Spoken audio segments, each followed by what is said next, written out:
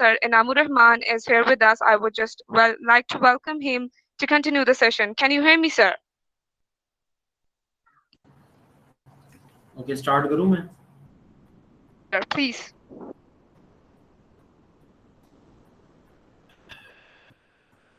मुझे पहले ये शेयर करने दें ये व्हाइट बोर्ड, फिर मैं आपसे बात करता हूँ।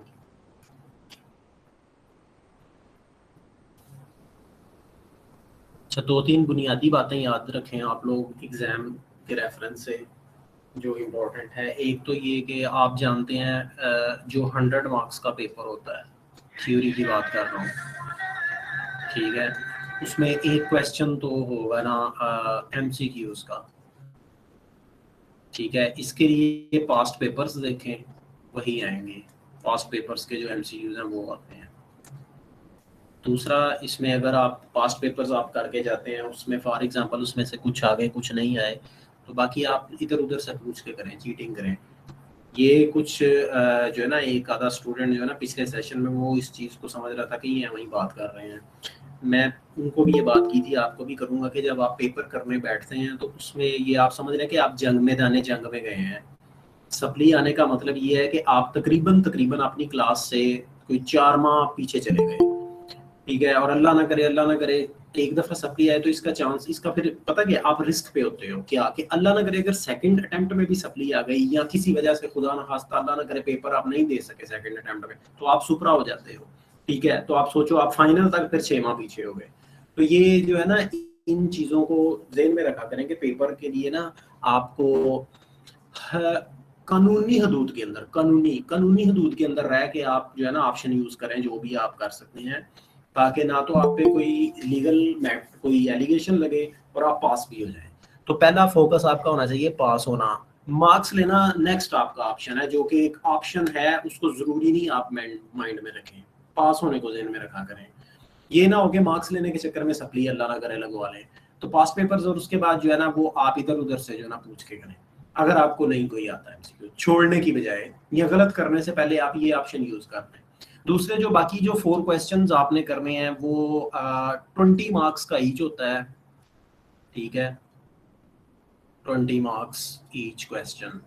तो टोटल, अच्छा एक तो MCQ का कंपलसरी हो गया, बाकी आउट ऑफ 6 आपने करने होते हैं। 6 क्वेश्चन सब्जेक्टिव टाइप, जो सब्जेक्टिव होते हैं, ठीक है। सब्जेक्टिव जो होते हैं वो 6 क्वेश्चन, उनमें से आपने 4 करने होते हैं। अब डेफिनेटली प्रोफेशनल स्टडीज हैं आपकी, और ज़रूरी नहीं है कि आपको 4 क्वेश्चन जो आप की रिक्वायरमेंट है करने की वो आपको सारे आते हों। बहुत कम ऐसा होता है कि कोई खुशकिस्मती होगा जिसको 4 पूरे क्वेश्चन आते हों करने के लिए।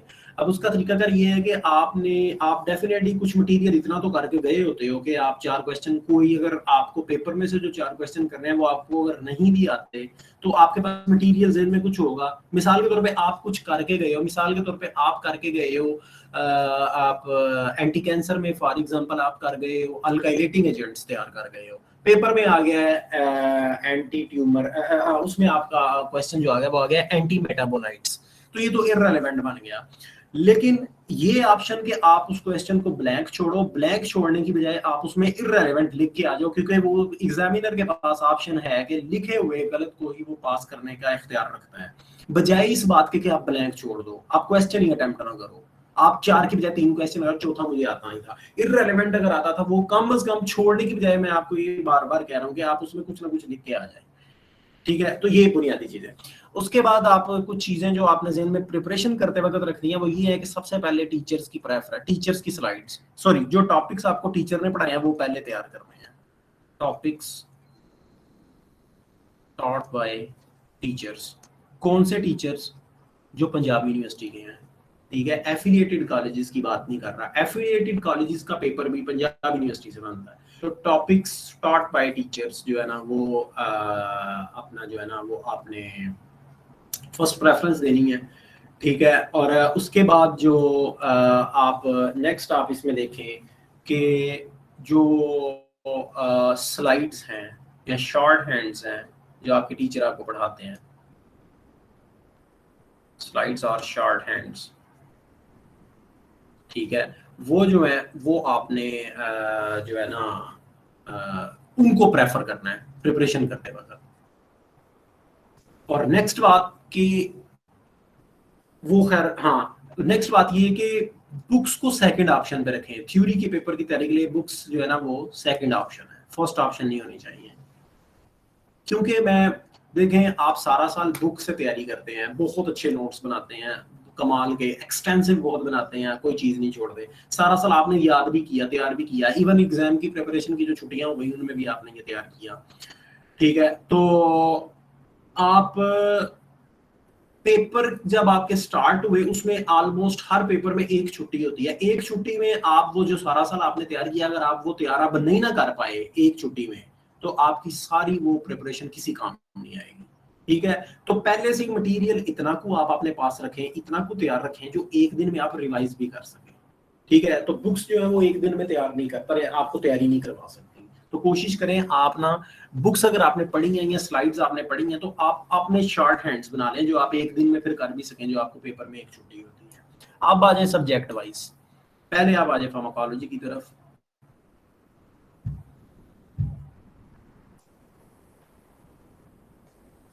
अच्छा जी, पहला सब्जेक्ट फार्माकोलॉजी।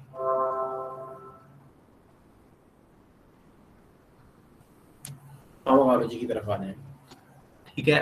अच्छा अब इसमें देखें पहले आप आ जाए antibiotics.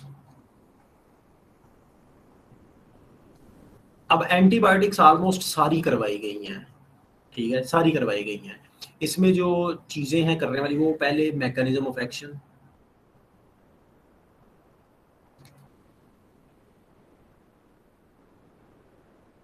Anti bacterial spectrum, anti bacterial spectrum, फिर थेराप्यूटिक यूजेस और साइड इफेक्ट्स,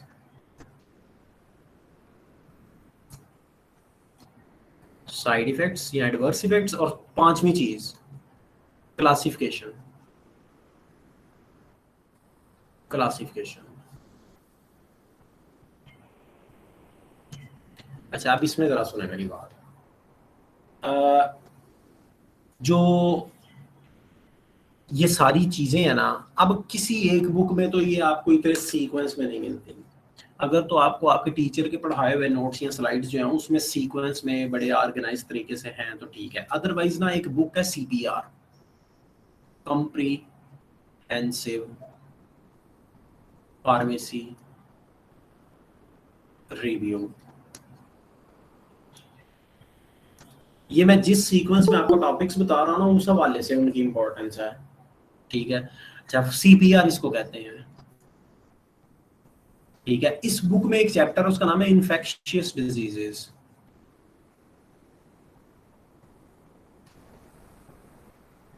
ठीक है। उसमें जो चैप्टर ये जो इन्फेक्शियस डिजीजेस के नाम से चैप्टर है ना उसमें ये तमाम एंटीबायोटिक्स का mechanism of action, antibacterial spectrum, therapeutic uses, side effects और क्लासिफिकेशन उसमें दिया। आप उसमें से अगर आप चाहते हैं नोट्स की फॉर्म में दी हुई है, in the form of notes, headings, points बना के स्टेप्स बना के उसने दिया हुआ है, आप वहां से कर सकते हैं, आप वहां से कर सकते हैं।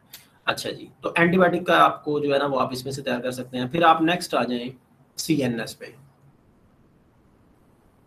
CNS की फार्माकोलॉजी। CNS में जो टॉपिक्स हैं देखें उसमें आप एंग्जियोलिटिक्स, एंटी डिप्रेसेंट्स,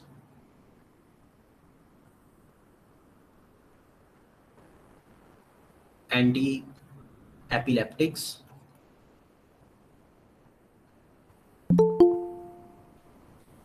और एंटी पार्किंसनिज्म,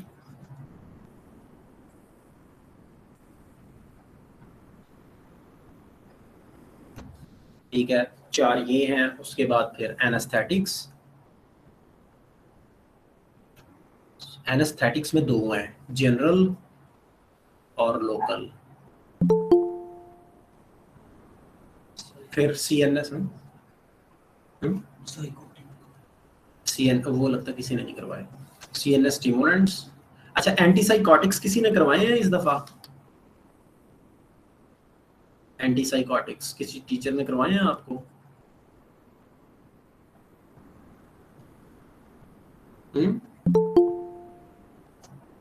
एंटीसाइकोटिक्स किसी ने करवाए हैं 3rd ईयर में, किसी टीचर ने? No sir. नहीं करवाए, मुझे पहले शक था नहीं करवाए होंगे। एनीवेज ठीक है, इसको हम रिमूव कर देते हैं, रहने देते हैं।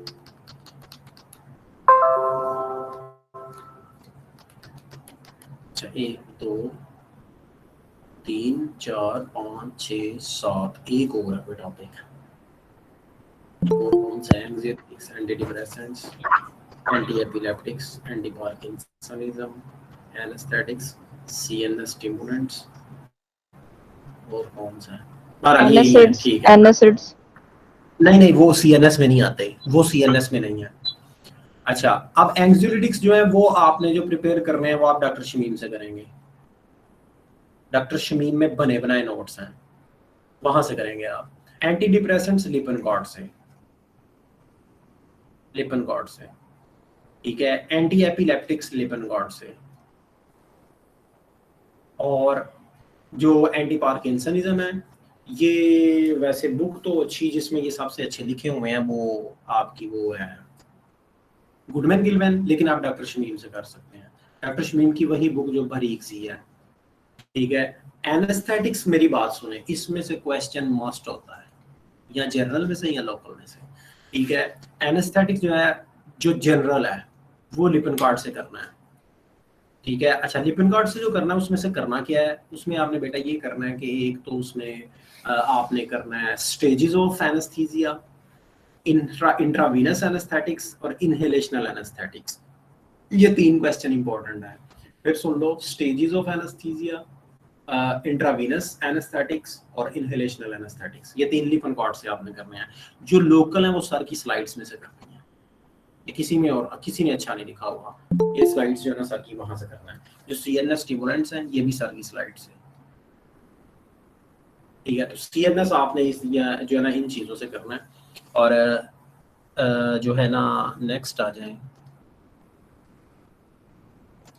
एनसेट्स।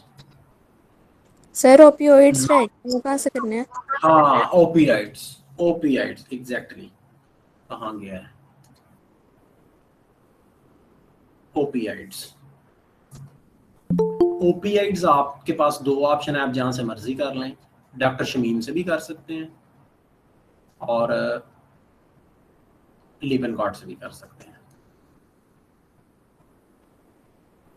ठीक है। और ओपियाइड्स में मेनली आपने जो तैयार करना है वो आपने करना है मॉर्फिन, मॉर्फिन, ठीक है।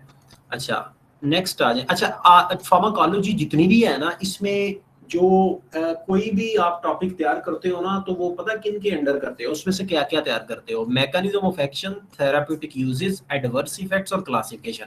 जो एंटीबैक्टीरियल स्पेक्ट्रम है वो सिर्फ एंटीबायोटिक्स के केस में है, जो बाकी क्लासेस हैं ड्रग्स की उनमें नहीं होता। तो हर क्लास जब आपने करनी है वो इन हेडिंग्स के अंडर जो है ना वो आपने टॉपिक को तैयार करना है। नेक्स्ट आ जाए non steroidal anti inflammatory drugs, जिनको हम एनसिड्स कहते हैं। ये एनएसिड्स नहीं लफ्ज होता, एनसिड्स लफ्ज है। Non steroidal anti inflammatory drugs, इसको आप चुप करके क्या करेंगे, आप इसकी क्लासिफिकेशन वगैरह जो कुछ भी है ना वो आपने डॉक्टर शमीम से करनी है, डॉक्टर शमीम से, वहां से आपने करनी है, ठीक है। अच्छा इसमें पैरासीटामोल अलहदा से है, वो भी आपने तैयार करना है। एंटी गाउट मेडिसिन करवाई गई है आपको, ये सेपरेट तैयार करना है। नो सर वो नहीं करी मैडम। नहीं करवाई, चलो वो छोड़ दो, उसको रहने दें। अच्छा उसके बाद आप आ जाए एंटी कैंसर। हाँ टॉक्सिकोलॉजी, टॉक्सिकोलॉजी में आपने जो करना है वो सर ने जो करवाया वही स्लाइड्स आपने करनी है, उनको और कहीं से नहीं करना है। और इसमें खास तौर पे जो पैरासीटामोल की टॉक्सिसिटी है उसको देख लेना। अच्छा नेक्स्ट आप आ जाए इसमें जो है एंटी कैंसर, एंटी कैंसर मुझको नहीं है किया है। अच्छा ये ना कंफर्म नहीं है कि इस दफ़ा आएगा या नहीं आएगा, बहरहाल आपने करना तो है। एंटी कैंसर जो है ना उसका जो बेहतरीन है वो आप ना अपने नोट्स बनाएं, ठीक है। आपने शॉर्ट हैंड्स बनाएं, कहाँ से? लिपनकॉर्ड से, लिपनकॉर्ड से आपने शॉर्ट हैंड्स बनाएं। क्लासिफिकेशन, यूजेस और एडवर्स इफेक्ट्स, ये 3 चीजें, ठीक है, ये आप खुद बनाएं। इनके नोट्स। फिर आ जाती हैं एंटीवायरल्स।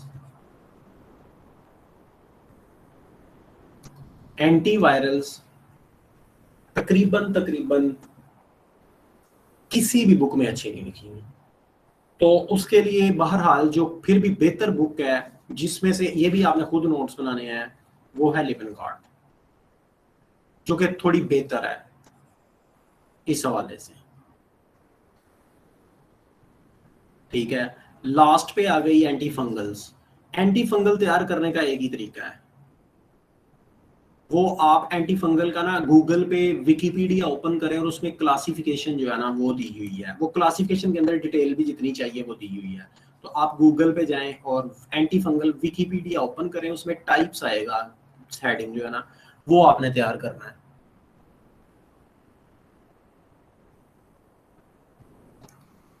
ठीक है, तो ये था आपका फार्माकोलॉजी। इसमें कोई और चैप्टर रह गया है या कोई क्वेश्चन?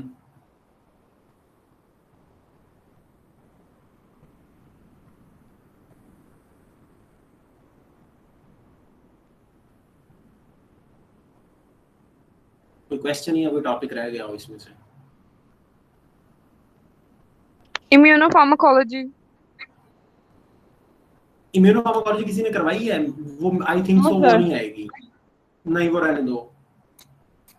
वो जब मैं पंजाब यूनिवर्सिटी में पढ़ाया था तकरीबन 2-3 साल पहले, तो वो मैंने करवाई थी, उसके बाद किसी ने नहीं करवाई। हाँ जी, सीएनएस स्टिमुलेंट्स करने हैं, इसमें से क्वेश्चन का मैक्सिमम चांस है। सीएनएस स्टिमुलेंट्स, टॉक्सिकोलॉजी और एनेस्थेटिक्स, इनमें से क्वेश्चन आने हैं। इनमें से क्वेश्चन आने हैं, मतलब हर साल आते हैं। मैं पेपर नहीं बनाया ना, मुझे पता है, लेकिन ये मैं पास्ट एक्सपीरियंस की बेस पे बात कर रहा हूँ। Sir anti fungals again repeat कीजिएगा। एंटी फंगल बेटा आप गूगल पे लिखें एंटी फंगल ड्रग्स, उसका जो विकिपीडिया, फिर नीचे वेबसाइट्स आती हैं, विकिपीडिया आता है, उस विकिपीडिया को ओपन करें, उसमें ना टाइप्स का हेडिंग होगा, वो टाइप्स को क्लिक करें, उसके अंदर जो है ना वो सारी एंटी फंगल दी हुई है, आपने वो वहां से करनी है तैयार। उनमें मैकेनिज्म भी दिया है, ड्रग्स का भी दिया हुआ है। अच्छा, और एंटी फंगल में फिर नीचे ना थेराप्यूटिक यूजेस का भी हेडिंग होगा और एडवर्स इफेक्ट्स का भी, वो भी विकिपीडिया से करना है आपने। सिंपल कहूं तो आप ना एंटी फंगल गूगल पे जाके उसका विकिपीडिया ओपन करें और वहां से तैयार करना है आपने। आपने शॉर्ट हैंड्स बना लें या वैसे ही प्रिंट निकलवा लें? सर एंटी प्रोटोजोल्स करने हैं? एंटी प्रोटोजोल किसी ने करवाए हैं? हाँ करने हैं, बिल्कुल करने हैं। एंटी मलेरियल भी करने हैं। सर ये किसी ने कराया ही नहीं है। सर जो चीजें नहीं करवाई वो करनी जरूरी है? नहीं नहीं नहीं जरूरी। अगर एंटी प्रोटोजोल करवाए थे किसी ने? नहीं सर। नहीं करवाए, ठीक है, तो फिर रहने दो, फिर छोड़ दो। लेकिन अगर फिर भी आपने करना है तो बोल के रहने ही दो, लीव इट। सर ऐसे एंटी कैंसर्स भी किसी ने नहीं कराए। लेकिन वो चूंकि एक टीचर का प्रॉपर चैप्टर है तो वो आ सकता है। राइट। और sir therapeutic gases? Therapeutic gases जो है वो भी रहने दो। सर ने करवाई है, वो सर ने करवाई होंगी। एंटी फंगल पढ़ाई थी कर सर ने। लो, करवा के गए हैं। हाँ क्या? पढ़ाई थी सर ने।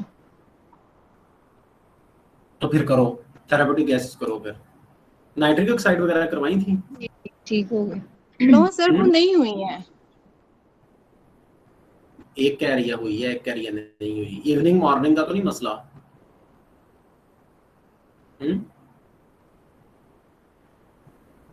मेरा नहीं ख्याल है करवाई गई हो। क्या कहते हो? ठीक है सर, वो वैसे भी चाह रही हैं। उसको आप ऑप्शन पे रखो, लास्ट ऑप्शन पे। ठीक है सर। सर एंटी कैंसर में आपने कौन कौन से पॉइंट्स बताए थे शॉर्ट हैंड्स के लिए, काइंडली रिपीट करते हैं। हाँ, उसमें आप करेंगे क्लासिफिकेशन एंटी कैंसर की, थेराप्यूटिक यूजेस, साइड इफेक्ट्स और मैकेनिज्म, 4 चीजें। अच्छा, अब उसमें पता है क्या है, जो करने वाली क्लासेस है वो 3 ही है वैसे मेनली। ठीक है, एक अल्काइलेटिंग एजेंट्स, दूसरा एंटी ट्यूमर एंटीबायोटिक्स, तीसरा एंटी मेटाबोलाइट्स, चौथा माइटोटिक इनहिबिटर्स। ये 4 जो है ना क्लासेस की डिटेल करनी है आपने, बाकियों का इंट्रोडक्शन बस काफी होगा। सही हो गया? जी सर। चलो नेक्स्ट आप चलते हैं सब्जेक्ट की तरफ। फार्मास्यूटिकल एनालिसिस या एनालिटिकल केमिस्ट्री है जिसको इंस्ट्रूमेंटेशन भी कहते हैं।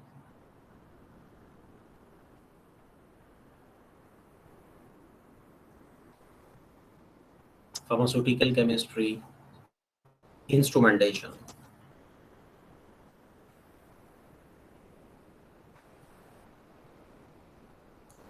इसको एनालिसिस भी कहते हैं, फार्मास्यूटिकल एनालिसिस का सब्जेक्ट भी इसे कहते हैं।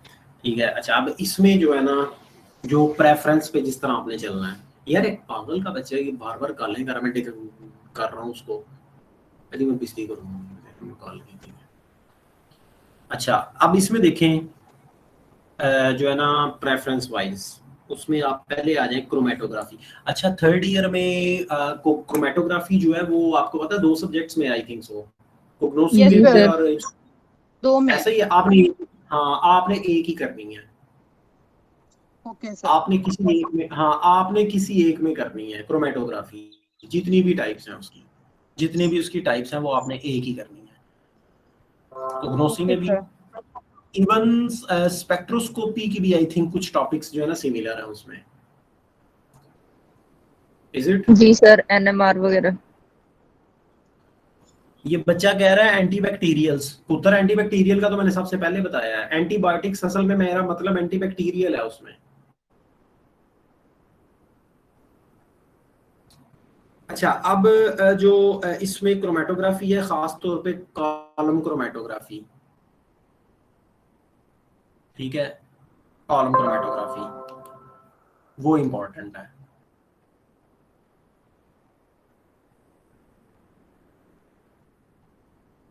और ये आपने टीचर की स्लाइड से कर रही है, कहीं से अपनी तरफ से ना करना, इस स्लाइड्स में से करनी है जो आपको मिली है पढ़ने के लिए। ठीक है। इसमें और कॉलम क्रोमेटोग्राफी और TLC thin layer chromatography, GLC gas liquid chromatography और HPLC जो भी है इसमें। अच्छा, ये इधर करोगे तो उधर भी यही आपने चलानी है। LCMS liquid chromatography, mass spectroscopy, LCMS जिसको कहते हो आप, फिर GCMS। एक मिनट बेटा जरा, ये जरूरी कॉल है। अस्सलाम वालेकुम यार शहजाद, अगर कोई कॉल काट रहा हो ना तो इसका मतलब है वो बिजी मरा हुआ है कहीं पे। तेनू पता नहीं समझ क्यों नहीं होती, तो यूनिवर्सिटी भी तंग करना है तो सानू भी पता, इतनी सेंस सारों को होती है कि अगर कोई कॉल बार बार काट रहा है तो वो मसरूफ है तो काट रहा है।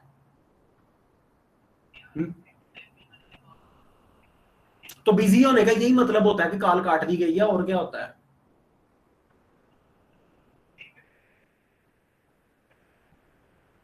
थोड़ी देर बाद कॉल करें, जरा बिजी हैं। हाँ जी, नहीं मैं यूनिवर्सिटी नहीं हूँ। हाँ हाँ जी, नहीं मैं हॉस्टल हूँ। हाँ जी, अल्लाह, कोई तमीज छू के नहीं गुजरी है, ये तो दूजे बंदे में गुनाहगार करते हैं। कितनी अच्छा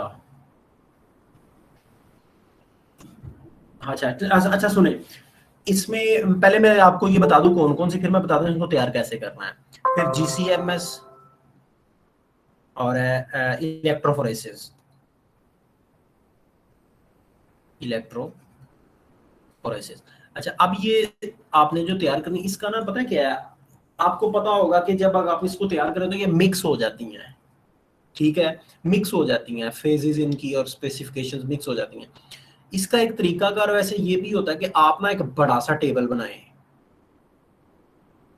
हेडिंग्स, चूंकि आमतौर पे जो क्रोमेटोग्राफी है उनमें हेडिंग्स मिलते जुलते होते हैं। क्या मतलब, प्रोसीजर या मेथड, स्टेशनरी फेज, ठीक है, मोबाइल फेज, या सेंसर्स कौन से लगे हुए हैं, एप्लीकेशंस। ठीक है, तो आप एक साइड पे यहाँ पे जो है ना ऊपर आप लिख लें जो है ना अपना, इस साइड पे आप लिख रहे हैं टाइप ऑफ क्रोमेटोग्राफी, मिसाल के तौर पे TLC, HPLC।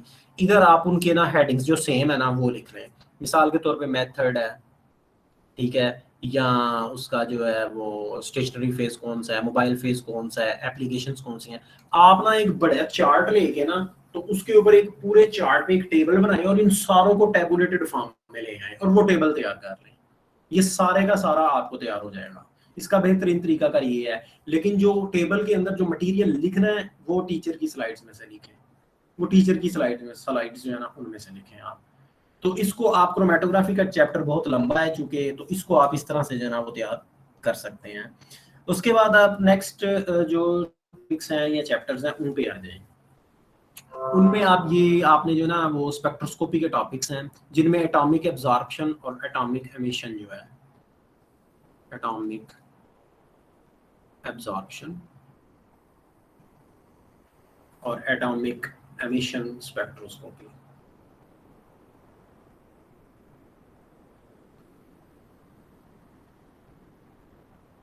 ये दोनों स्पेक्ट्रोस्कोपी के हैं। अच्छा, उसके ये सिर्फ यही नहीं है, मुझे इकट्ठी लिख लेना दो स्पेक्ट्रोस्कोपी के, फिर मैं आपको बताता हूँ। फ्लेम फोटोमेट्री, बल्कि वो इसको वैसे अलग ही कंसीडर करो। हाँ, molecular fluorescence spectroscopy, molecular fluorescence spectroscopy,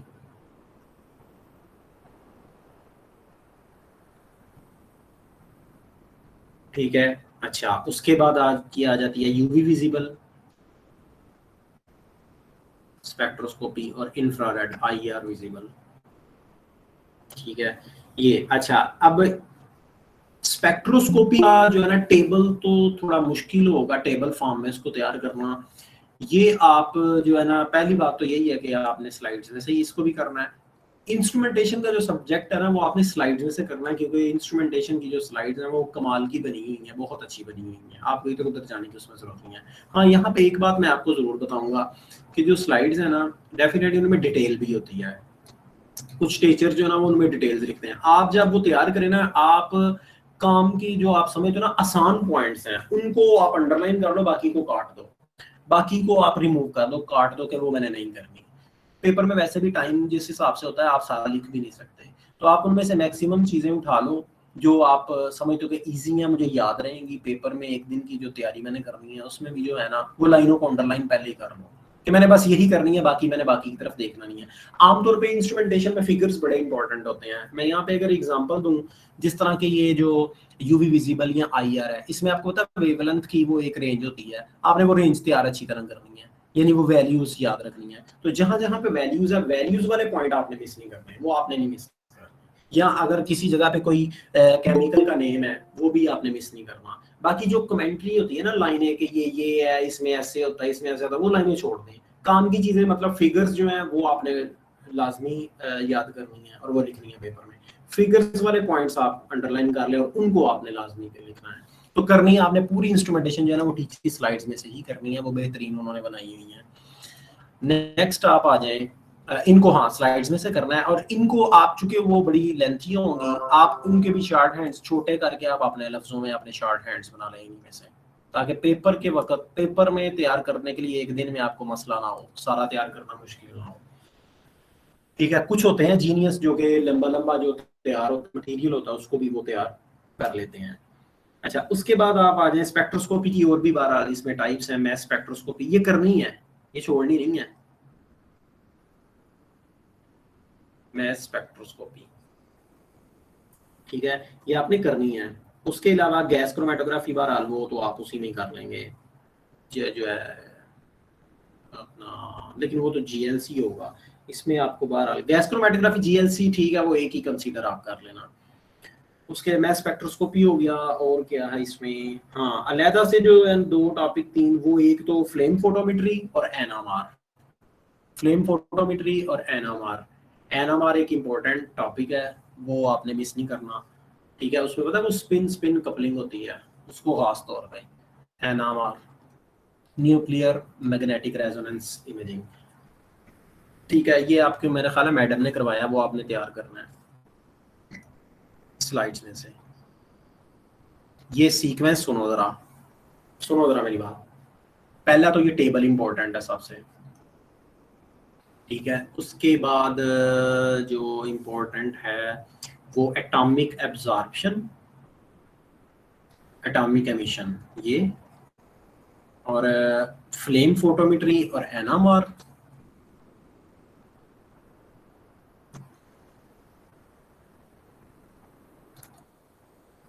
flame photometry, एनामॉर और यूवी विजिबल। ये बाकियों को फिर बाद में बाकियों को देखना, पहले इनको डिस्कस जो है ना वो आपने करना है, बाकी बाद में। अच्छा, इसमें ना 3 टॉपिक और हैं, वो भी आपने मैं फिर कह रहा हूँ स्लाइड्स को ऐसा सच करना ना करना वो मुश्किल हो जाएगा आपके लिए, वो मटेरियल ज़्यादा है। आप उनको समराइज करके आप अपने शॉर्ट हैंड्स बनाएं, अपने टेबल फॉर्म में बना लें, या आप जो है ना पैराग्राफ फॉर्म में ना बनाना वो मुश्किल हो जाएगा याद करना, पॉइंट्स की फॉर्म में अपने जो है ना शॉर्ट हैंड्स बना लें। बाकी 3 और जो टॉपिक हैं, एक तो इलेक्ट्रोकेमिकल जो मेथड्स होते हैं, थर्मल एनालिसिस,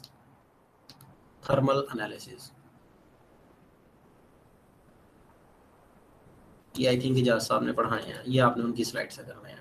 थर्मल एनालिसिस और अपना ट्रिटिमेट्रिक एनालिसिस, ट्राइटीमेट्रिक एनालिसिस,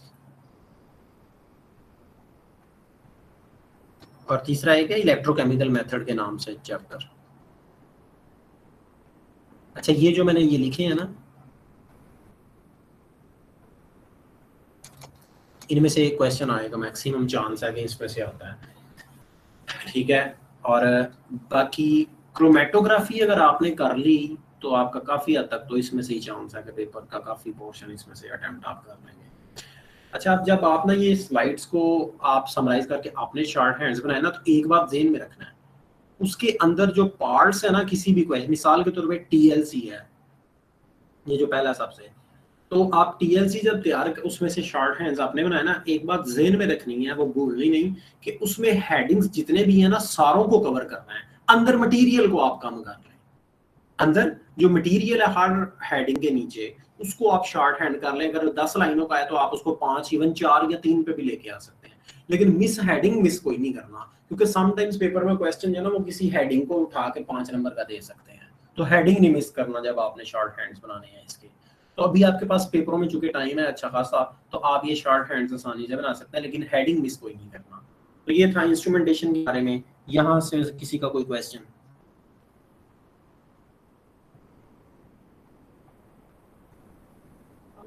ट्राइटेमेट्रिक एनालिसिस इंपॉर्टेंट है? कौन सा? ट्राइटेमेट्रिक एनालिसिस। हाँ जी, इम्पोर्टेंट है।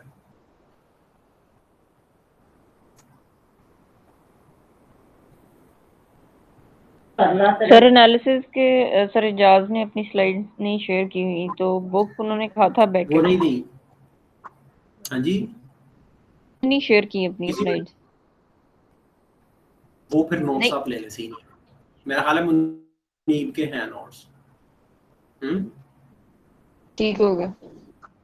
हाँ, वो नोट्स ले लें आप। बाकी इंस्ट्रूमेंटेशन आपने स्लाइड से करें, क्योंकि मैं इसलिए कह रहा हूँ इनकी स्लाइड्स बहुत कमाल की बनी हुई हैं सारों की। जी सर, खालिद और मैडम नूरीन की तो है, और सर इस्लाम ने अपना पोर्शन वैसे ही कराया हुआ है, बस सर एजाज की नहीं है। हाँ, ये केमिस्ट्री वाले टीचरों की ना स्लाइड्स बहुत आला बनी होती हैं। अच्छा, नेक्स्ट आ जाए फार्माकोग्नोसी।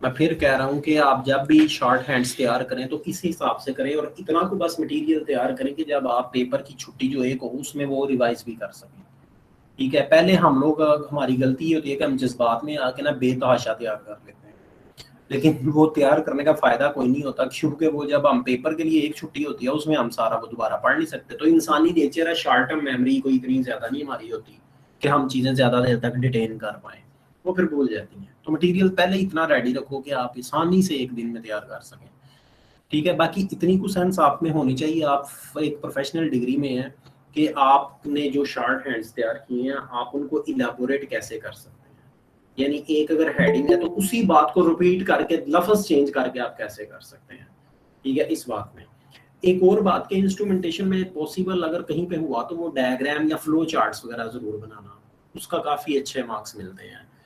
पर फार्माकोग्नोसी में आए तो इसमें आप सबसे पहले जो टॉपिक्स जो बड़े इंपॉर्टेंट है, दो वो हैं ग्लाइकोसाइड्स। बल्कि मैं कोग्नोसी में एक दो बातें पहले बता दूं कि इसमें भी आपने स्लाइड्स को प्रेफर करना है। स्लाइड्स पहले नंबर पे, टीचर स्लाइड्स, फिर उसके बाद आता है नंबर नोट्स का, फिर आता है बुक्स का नंबर। बुक्स को आप लाजमी पढ़ें, लेकिन थ्योरी में बुक्स काम नहीं आती, नॉलेज के लिए बुक्स बेहतरीन है, ठीक है। टीचर स्लाइड्स बेहतरीन ऑप्शन होती है, क्योंकि आमतौर पे जो देखें जो स्लाइड्स होती हैं जो टीचर्स की, वो टीचर्स डेफिनेटली वो उन्होंने काफ़ी बुक्स में से और इंटरनेट से पब्लिकेशंस में से वो निचोड़ निकाल के बेहतरीन स्लाइड्स बनाई होती है, मेहनत की होती है, तो वो फुल नॉलेज ऑलमोस्ट अगर नहीं होता ना तो 90% नॉलेज उसमें से वाइवे का भी मिल जाता है आपको। और कोग्नोसी के टीचर्स जो हैं वो भी बड़े ज़बरदस्त हैं यहाँ पे, माशाल्लाह अच्छे हैं, मतलब कॉम्पिटेंट है सारे, तो आप वो भी आप कर सकते हैं, उनकी भी स्लाइड्स बेहतरीन होंगी। तो आप उनमें भी ना शॉर्ट हैंड्स आपने बना सकते हैं। आप जो आप चीज़ें समझते हैं कि पेपर में मुझे टाइम नहीं मिलेगा, उनको रिमूव कर दें। लेकिन आई थिंक कोग्नोसी में आपको शॉर्ट करने की ज़रूरत नहीं पड़ेगी, ठीक है। वो ऐसा जो है ना वो काफ़ी होंगी, ना उनको शॉर्ट करने की ज़रूरत है ना उनको बढ़ाने की ज़रूरत है। तो इसमें एक तो स्लाइड्स और नोट्स पहली ऑप्शन तो ये है। इसमें एक बात ज़हन में रखें, स्ट्रक्चर जितने ज़्यादा आप पेपर में बनाएंगे उतने आप समझ लो कि आप ना मार्क्स ज़्यादा लेने की तरफ जा रहे हो। मैक्सिमम स्ट्रक्चर्स, बात बात पे आपने स्ट्रक्चर घुसा देना अंदर, लेकिन स्ट्रक्चर ठीक हो, स्ट्रक्चर ठीक हो, गलत स्ट्रक्चर पे सपली पक्की है। अच्छा, स्ट्रक्चर में एक बात ध्यान में रखें, स्ट्रक्चर के दो हिस्से होते हैं, एक होता है मेन स्केलेटन जो सेंटर में मेन रिंग्स होती हैं, और फिर साइड चेन्स, फिर साइड चेन्स। स्केलेटन आपका बिल्कुल ठीक होना चाहिए, उसमें कोई गलती नहीं होनी चाहिए। जो साइड चेन है ना होनी तो वो भी बिल्कुल ठीक चाहिए, लेकिन अगर उसमें गलती हो तो गुंजाइश होती है माफी की। मेन स्केलेटन में गलती की माफी नहीं होती। तो काम जो आप जो है ना वो मेन स्केलेटन आपने सही करना तैयार, बाकी साइड चेन्स भी सही तैयार करनी है। लेकिन अगर इन केस अल्लाह ना करे आपको साइड चेन पेपर में भूल गई है तो वो शायद बहुत बड़ा मसला आपके लिए पैदा नहीं होगा, लेकिन स्केलेटन नहीं गलत बनाना।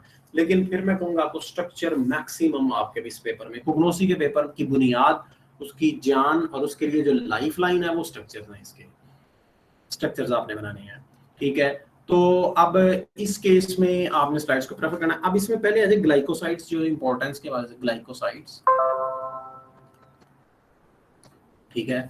ग्लाइकोसाइड्स में सैपोनिन ग्लाइकोसाइड्स, कार्डियोएक्टिव ग्लाइकोसाइड्स, ठीक है, वो सारे जितने भी स्ट्रक्चर्स हैं आगे उनके डेरिवेटिव जो स्लाइड से ही आपने तैयार उनको करना है। दूसरा जो इसमें चैप्टर है वोलाटाइल आइल्स का। सर हमें ग्लाइकोसाइड्स की स्लाइड्स नहीं मिली है, नोट्स ले लो, ये देखो सेकंड ऑप्शन रखिए। तो वो हमारे पास नोट्स कोई स्पेसिफाई आप करते हैं? नोट्स बेटा कोग्नोसी के तो मैं आइडिया नहीं दे सकता, लेकिन मेरा ख्याल है मुनीब ने अच्छे बनाए हुए हैं नोट्स फोटोकॉपी शॉप पे, ठीक है। अगर हाँ अगर देखें बच्चे पढ़ने वाले भी, डेफिनेटली आप जो इस वक्त बैठे हो सारे वो पढ़ने वाले बच्चे हो, तो आप के पास चूंकि अभी सफिशिएंट टाइम भी है तो आप खुद भी अपने बना सकते हैं। फिर आपके पास अगर टाइम अभी पेपर में है तो आप बुक से आप अपने नोट्स बना सकते हैं, जिस टॉपिक के ना टीचर ने दिए हैं ना मार्केट में अवेलेबल है, तो आप खुद बना लें, ये भी आपके पास ऑप्शन है इसमें। तो दूसरा जो वोलाटाइल आइल्स, अच्छा वोलाटाइल आइल्स की एक बात सुने, इसके ना कॉलम बना टेबल बनाए, नहीं तो ये भूल जाएंगे, ये टेबल की फॉर्म में याद होते हैं। ये टेबल की फॉर्म में आयल का नाम लिखें, ठीक है, उसके आगे फिर जो हेडिंग सिमिलर है ना तमाम आयल्स में वो हेडिंग्स लिखें और यहाँ पे उनके फिर नीचे चीजें लिखें, ठीक है। इधर आयल का नाम लिख लें या इधर आयल का नाम लिख लें, यहाँ पे हेडिंग्स लिख लें और हर आयल के नीचे, चूंकि हेडिंग्स वो होंगे जो सिमिलर होंगे तमाम आयल्स में, ठीक है। ये टेबल फॉर्म में करेंगे तो याद रहेगा, नहीं तो ये पक्की बात है ये भूलता है, ये मिक्स हो जाता है, ये भूल जाता है। तो इसको टेबल फॉर्म में करें। इसको भी नोट्स में से आप ले लें या बुक्स में से ले लें अगर स्लाइड्स आपके पास अवेलेबल नहीं है। उसके बाद आ जाएं अल्केलाइड्स पे और टैनिन्स पे। इसकी मिली होंगी स्लाइड्स आपको, अल्केलाइड्स की और टैनिन्स की? नहीं, ये सर खलील के पास था, उन्होंने भी नहीं दी। अच्छा, इसमें ना अब मुझे नहीं आइडिया कि इस वक्त वो नोट्स अवेलेबल हैं कि नहीं। जब मैंने फॉर्म लिया था तब ना नोट्स अवेलेबल थे, राबिया नवीद के भी थे, नादिया इलियास के थे और हुमैरा शफी, ये तीन हमारी सीनियर थी, इनके कोग्नोसी के नोट्स अच्छे थे। अब मुझे आइडिया नहीं है ये अवेलेबल है कि नहीं, अगर नहीं है तो दूसरा। हाँ जी इस वक्त जो मुनीब के नोट्स हैं वो काफी बेहतरीन है और हमारे सीनियर्स ठीक जो है हैं उन्होंने भी हमें वही रिकमेंड किए हुए हैं। तो ठीक है, फिर सही है। अगर अवेलेबल, अगर उसके अवेलेबल है फिर आप वही करें। वो पढ़ने वाला बच्चा है माशाल्लाह, लाइक है काफी, तो आप वो कर सकते हैं। ठीक है, नेक्स्ट आप आ जाएं। अच्छा, अल्कलाइड्स और ये जरा फर्क सुने। ग्लाइकोसाइड्स में जो स्ट्रक्चर्स है ना, ये एक फर्क मैं आपको बता दूं।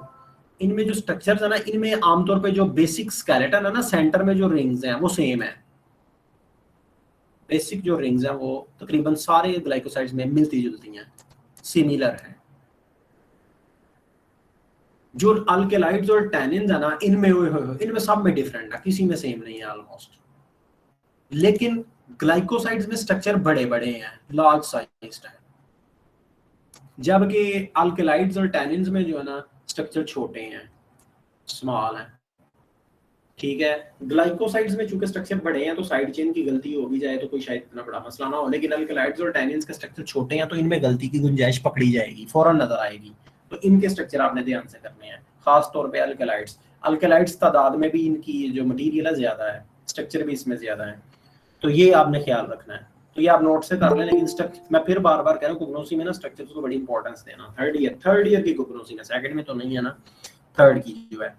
उसके बाद आप आ जाए, फिर नेक्स्ट चैप्टर है क्रोमेटोग्राफी। वो आप बेटा वही कर लो जो आपने उधर की है इंस्ट्रूमेंट, वो वहीं से कर लो। मैं पहले भी आपको बताया, एनएमआर भी वहीं पे है, इधर भी कर लो।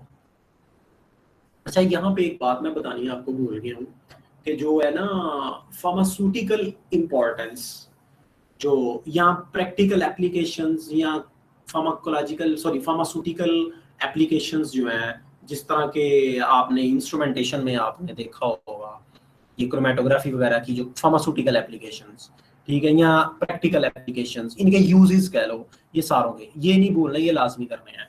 अच्छा, इसका भी एक तरीका कार है करने का। आप जब आप एप्लीकेशंस करेंगे वो आप देखेंगे वो सिमिलर आ रही है बार बार। ठीक है, आप फिर ऐसा करें कि ऐसी एप्लीकेशन इकट्ठी एक ही करके रख ले, कोई 8-10 जो है ना, जो कि किसी में भी लिखी जा सके। आप सिर्फ सिमिलर वाली उठा के इकट्ठी कर लो, बाकी जो डिफरेंट है उनको बेशक छोड़ दो, क्योंकि अगर आप बोलोगे आपके नंबर शायद नहीं कटेंगे। आप सिमिलर जो सारों में वो किसी में भी लिख दोगे, वो गलत भी नहीं होंगी, वो होंगे भी ठीक। तो प्रैक्टिकल एप्लीकेशंस या यूजेस है ना इंस्ट्रूमेंटेशन में, वो जो है वो आप सिमिलर जो है ना सारों में वो उठा लें, बेशक वो काम में क्यों ना हो। हाँ, एक एक आप डिफरेंट भी कर लें सारों की, तो आपका वो तैयार हो जाएगा और आपके वो गलत भी नहीं हो सकते। ठीक है, वो भी आप टेबल फॉर्म में साथ अगर कॉलम रखें तो बेहतर है, ताकि याद रहे आपको। लेकिन सिमिलर जो होंगी वो तो एक ही इकट्ठी लिखेंगे, आप वही याद कर लेंगे। जो इधर है अपना ग्लाइकोसाइड्स या टैनिन्स या अल्केलाइड्स में, ये आप इनमें चूंकि एप्लीकेशंस नहीं होती, यूजेस होते हैं, तो यूजेस तो आपको करने पड़ेंगे, वो अब आपकी मर्जी है। वो भी आप टेबल फॉर्म में ले जाते हो कि आप मिसाल के तौर पे एक टेबल अलग से बना लेते हो, जिसमें आप ग्लाइकोसाइड का कॉलम बना लेते हो, टैनिन्स का, अल्केलाइड्स का, और उसमें आगे जो है ना फिर आप नीचे यूजेस कंपेयर कर लेते हो। ठीक है, इसको भी आप टेबल जितने मैक्सिमम आप तैयार, पेपर में टेबल नहीं बनाने, ये याद करने के लिए टेबल आपने बनाने हैं। बहरहाल तो एनएमआर हो गया, और उसके बाद जो है ना इनमें मेरा ख्याल है यही है।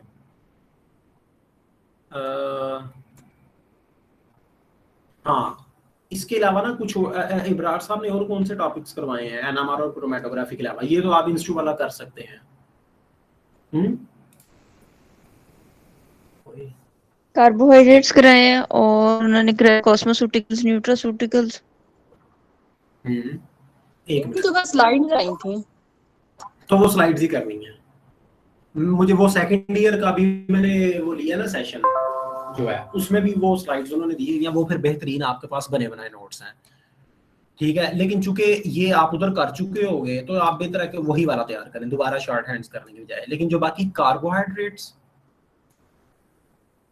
न्यूट्रास्यूटिकल्स, कॉस्मोस्यूटिकल्स, वो आप उनकी स्लाइड्स कर लें।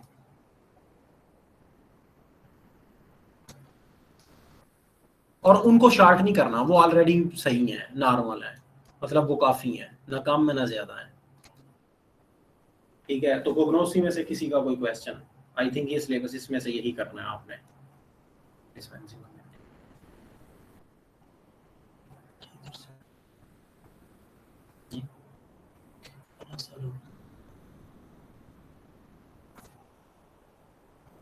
कोई क्वेश्चन कोग्नोसी में से? सर क्लिनिकल फार्माकोग्नोसी और टॉक्सिक रीजंस के बारे में भी थोड़ा गाइड कर रहे हैं। ये किसने करवाया है? रीजंस अभी मैम साइका करवा रही हैं, और जो दूसरा कह रही हैं वो तो वो हम लोगों को नहीं करवाया गया।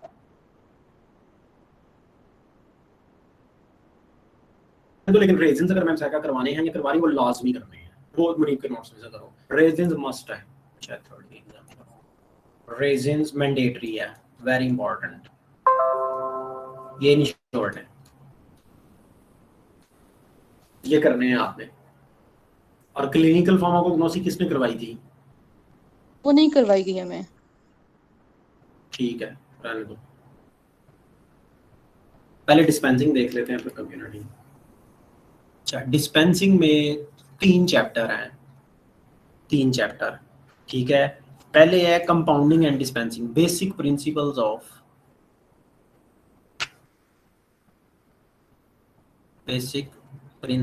Of compounding and dispensing. अच्छा, ये मेरा ख्याल है सर अमजद ने करवाया ना? जी सर। हाँ, सर ने इसमें से, अच्छा मैं आपको टॉपिक बोलता हूँ, मुझे बताते जाओ कि कौन कौन से सर ने करवाए हैं इसमें, ठीक है। इसमें पहले मुझे बताएं, fundamental operations in compounding, containers and closures for dispensed products, ये करवाया है? Yes sir. कंटेनर्स, ठीक है। सर ने स्लाइड्स दी थी या नहीं थी दी? नो सर, वैसे ही उन्होंने बोर्ड पे करवाया था। बोर्ड पे करवाया था, ठीक है। इसके आपने नोट्स करने हैं। दूसरा इसमें जो इम्पोर्टेंट पार्ट है वो है प्रेस्क्रिप्शन। प्रेस्क्रिप्शन के लिए जो मैंने जो किया था ना, मैंने शाहिद रसूल साहब के नोट्स में बेहतरीन लिखा हुआ था, parts of prescription, handling of prescription, parts of prescription और हैंडलिंग और इंटरप्रिटेशन, ये एक ही वैसे साथ ही इकट्ठी है, ये पूरे एक ही है, ये पूरा एक ही है। वैसे आप में से अगर कोई इतना जीनियस है ना, तो उसको ये टॉपिक तैयार करने की जरूरत नहीं है, वो प्रेस्क्रिप्शन के पार्ट्स बस अगर देख लेना, तो बाकी हैंडलिंग कैसे करनी है उसकी इंटरप्रिटेशन, उसका मतलब क्या है, किस पार्ट का क्या मतलब है, सुपरस्क्रिप्शन क्या होता है, इंस्क्रिप्शन क्या होता है, ठीक है। तो ये जो चीजें हैं ना, वो उसको सिर्फ प्रेस्क्रिप्शन के पार्ट्स देख के उसको वो सारा क्वेश्चन हैंडल कर सकता है। अच्छा, अगर इन केस आपको मिसाल के तौर पे आप प्रेस्क्रिप्शन के सिर्फ पार्ट्स कर लेते हो, ठीक है, तो आप बाकी नहीं करते, पेपर में प्रेस्क्रिप्शन का आपको पार्ट्स की बजाय कुछ और आ गया है, तो अगर आप पार्ट्स भी लिख दोगे तो वो जो है ना फिर भी बेहतर होगा उसको छोड़ने की बजाय। तो प्रेस्क्रिप्शन पूरी फॉर्म डी में सबसे आसान टॉपिक है, ठीक है। ये दोनों जो अपना कंटेनर्स वगैरह का पार्ट है, कंटेनर्स वगैरह जो है, और closures, containers and closures for dispensed products, ठीक है। ये टॉपिक और ये वाला टॉपिक, ये आपने नोट्स में से करना है, ये आपने नोट्स में से करना है, और इसमें से ऑब्वियसली क्वेश्चन भी आना है, क्वेश्चन भी इसमें से आता है। नेक्स्ट इसका पार्ट, हाँ जी, नेक्स्ट जो है डिस्पेंसिंग में, वो एक्सटेम्पोरेनियस प्रिपरेशंस, और उसमें मेरा ख्याल है उन्होंने वो जो है ना जो करवाया गया होगा ना, वो सस्पेंशन और इमल्शन ही करवाया होगा, कि उसके अलावा भी करवाया है?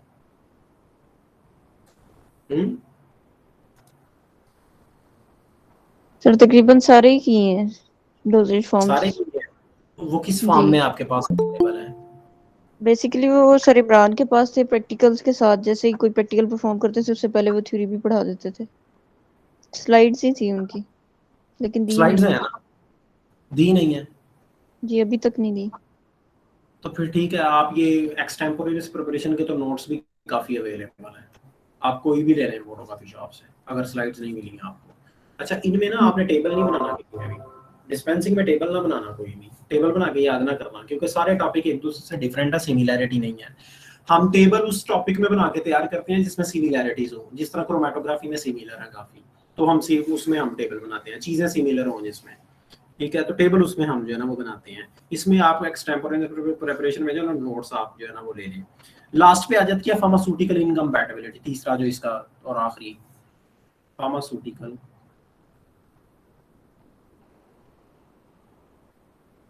इनकम्पैटिबिलिटीज।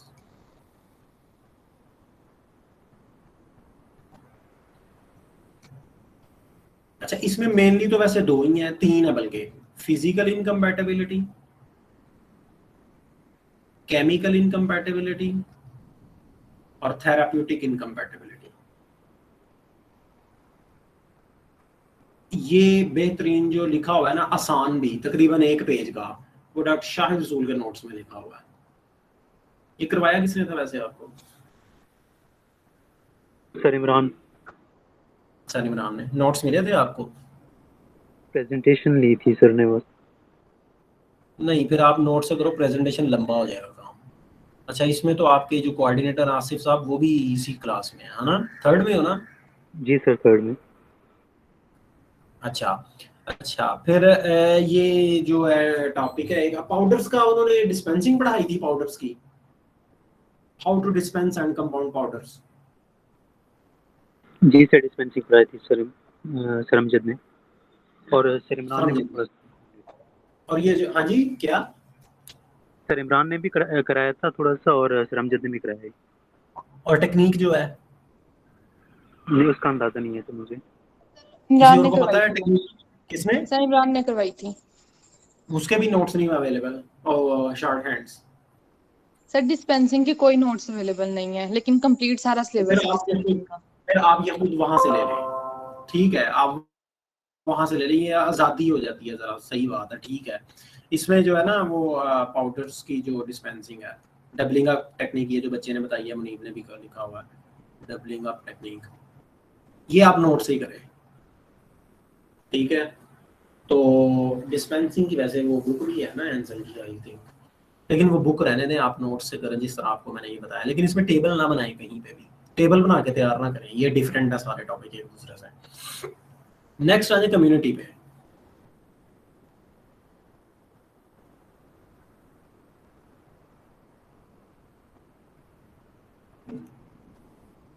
कम्युनिटी का बेटा बहुत माजरत के साथ ये आपको फायदा कोई नहीं दसंदा है जी, कोई हाल है। 1 मिनट मैं आपको इसका बताता हूँ, इसमें ना थोड़ी परेशानी होती है तैयारी करते वक्त, मैं आपको बताता हूँ।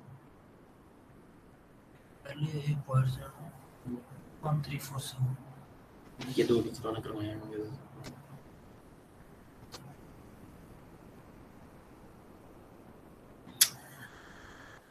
देखिए ये जो कम्युनिटी का पोर्शन है ना, इसका दूसरा इसमें जो आसानी पैदा करने के लिए बस यही है कि आप उन, ठीक है आप स्लाइड्स वही करें, लेकिन आप ना उनमें से जो आपको पॉइंट्स समझ नहीं आ रहे उनको ना करें, जो समझ आ रहे हैं उनको अपने फिर बना के नोट्स लिख लें। मटेरियल वही स्लाइड्स वाला ही स्टफ हो, चेंज नहीं करना, ठीक है, लेकिन अपने लफ्जों में आप लिख लें, और जो चीज पॉइंट्स आपको नहीं समझ आ रहे उनको रहने दें, उनको मिस कर दें, ठीक है। अच्छा एक बात, दूसरी बात इसमें यह है कि पास्ट जो क्वेश्चन है वो लाजमी देखें। पास्ट क्वेश्चंस आमतौर पे आप पास्ट क्वेश्चंस अगर आप करेंगे ना तो आपका वो पूरा हो जाएगा पेपर, कोई मसला नहीं होगा। तो कम्युनिटी में मैं यही आपको बता सकता हूँ, और नहीं कुछ बता सकता।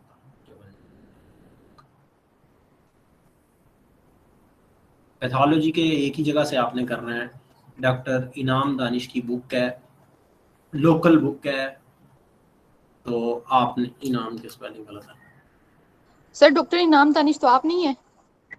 नहीं मैं नहीं हूँ, ये पैथोलॉजिस्ट है, ये डॉक्टर MBBS है। ये इनकी लोकल बुक है, यूनियन वालों से मिलती है, यूनियन बुक सेंटर है ना नारगली में, मुझे नहीं पता ऑनलाइन शायद अवेलेबल हो, यूनियन बुक सेंटर से इनकी बुक मिलती है। इसके पहले 6 चैप्टर 1 to 6 चैप्टर्स आपने पढ़ने हैं, पढ़ने के याद करने हैं, इनमें से कुछ नहीं छोड़ना, एक बात।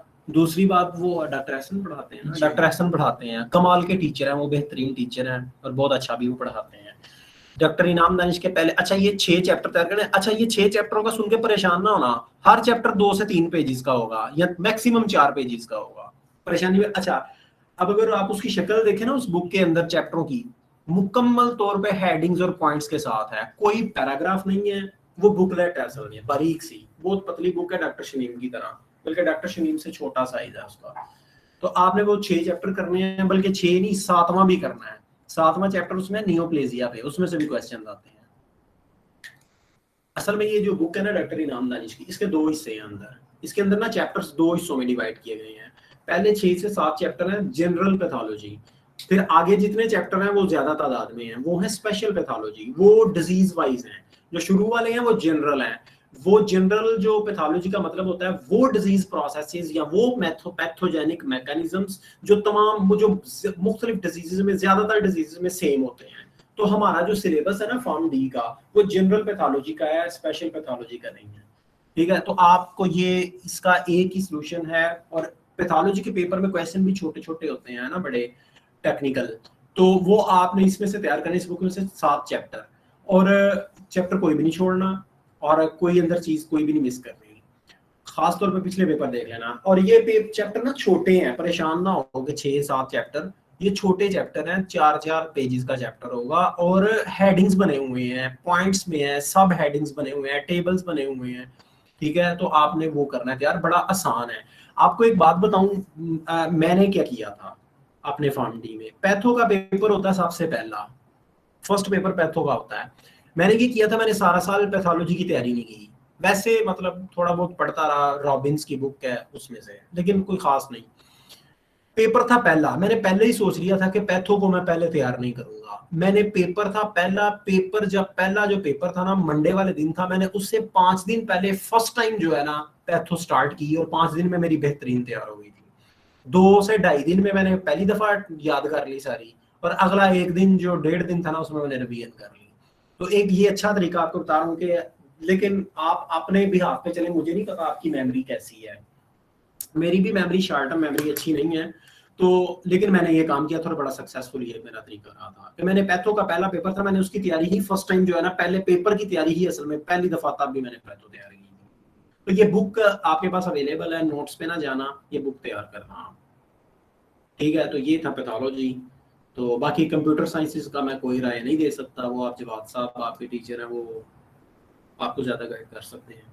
तो कोई क्वेश्चन, अदरवाइज ये कंप्लीट हुआ ये वाला सारा। सर एंटीबायोटिक्स का दोबारा बता दें काइंडली। किसका? एंटीबायोटिक्स का।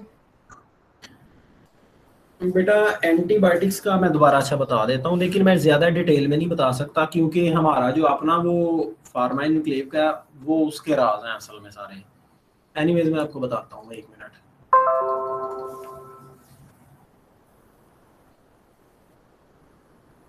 ये देखिए एंटीबायोटिक्स में मैं आपको कह रहा हूँ कि आमतौर पे एंटीबायोटिक्स के अलावा जो चैप्टर्स है ना, उनमें जो हेडिंग्स के अकॉर्डिंग वो तैयार करने होते हैं ना, वो होता है मैकेनिज्म ऑफ एक्शन और थेराप्यूटिक यूजेस, एडवर्स इफेक्ट्स और क्लासिफिकेशन।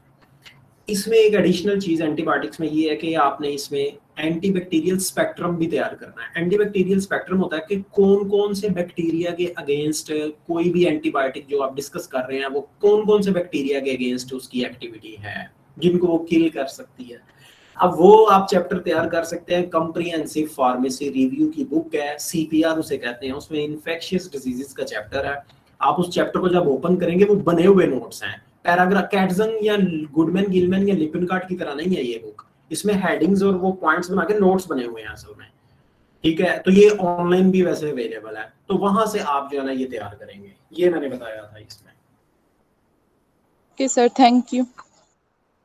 हाँ जी, ओके, कोई और क्वेश्चन?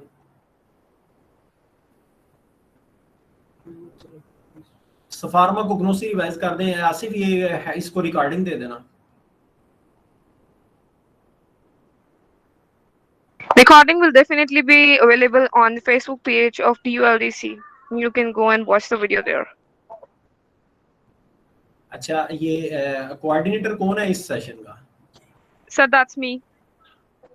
अच्छा बेटा मेरी बात सुनो, आपकी जो है ना, जो हमारे दौर में जो इंग्लिश लैंग्वेज थी ना, प्रोफिशिएंसी अच्छी थी हम लोगों की, क्योंकि हम लोग गवर्नमेंट स्कूल से पढ़ के आया करते थे।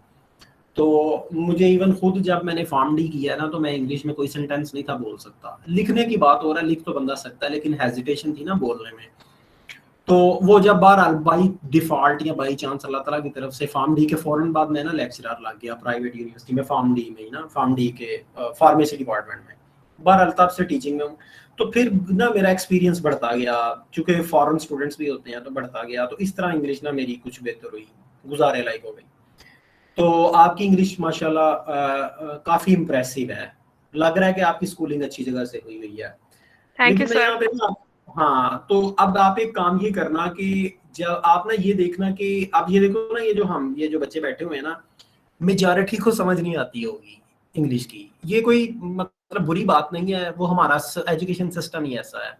तो आप कोशिश करो कि जिस मतलब एक जनरल पब्लिक है ना, तो उसको आप उर्दू में कम्युनिकेट कर लो ताकि उनका कोई पॉइंट मिस ना हो जाए।